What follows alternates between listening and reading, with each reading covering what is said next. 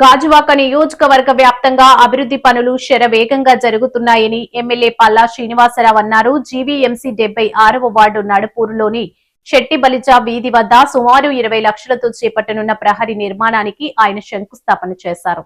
ఈ సందర్భంగా ఎమ్మెల్యే మాట్లాడుతూ నియోజకవర్గ వ్యాప్తంగా కూటమి అధికారంలోకి వచ్చాక 250 కోట్ల పైనే అభివృద్ధి పనులు జరిగాయని, ఇది చారిత్రాత్మకమని పేర్కొన్నారు. ప్రజల అవసరాలను గుర్తించి వాటికి అనుగుణంగా నిధులు మంజూరు చేస్తున్నట్లు చెప్పారు.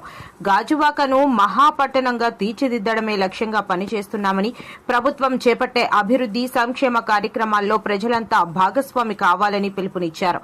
గత 5 ఏళ్ల వైసీపీ పాలనలో రాష్ట్రం అన్నింటా వెనుకబడిందని, కేవలం ప్రచార ఆర్భటాలు తప్ప అభివృద్ధిని సంక్షేమాన్ని పక్కన పెట్టిన వైసీపీని 2024 ఎన్నికల్లో ప్రజలు పక్కన పెట్టేశారని పేర్కొన్నారు.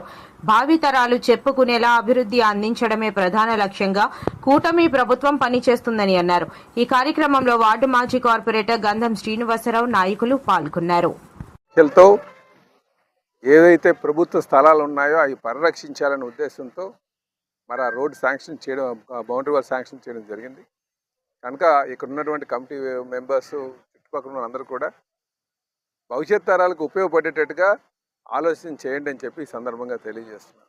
కనుక ఇప్పుడు 20 లక్షల రూపాయలు మాత్రమే ఇక్కడ ఉన్నటువంటి, నేను చాలా గ్రౌండ్స్ చూసాం, ఈ గ్రౌండ్లోనే కొంచెం బడ్డీలో కట్టేసి ఉన్నటువంటి పరిస్థితి చూసాం. ఇంకెక్కడ చాలా మటుకు 90% పార్కులో బాగానే నిర్మాణం చేసి ఉన్నాయి.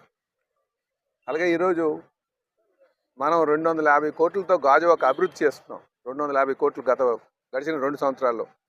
ఇవి కాకుండా ఇంకొక 200 కోట్ల రూపాయలతో సుమారు గాజువాకలో ఉన్నటువంటి 250 పార్కులకు గాను మొదటి విడతలో 125 పార్కులను అభివృద్ధి చేయడానికి, అది బౌండరీ వాల్ అయితే బౌండరీ వాల్ కానీ, లోన వాకింగ్ ట్రాక్, అలాగే దాంట్లో ఆ పిల్లలకు ఆట వస్తువు ఓపెన్ జిమ్ పెట్టాలని ఒక ఆలోచన చేస్తున్నాం.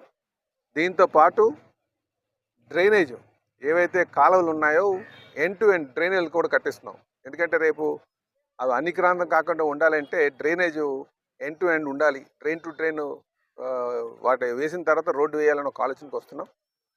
కనుక ఈ వచ్చే సంవత్సరంలో ఖచ్చితంగా ఇంకొక 200 కోట్ల వర్క్లు చేపిస్తామని చెప్పేసి ఈ సందర్భంగా తెలియజేస్తున్నాం.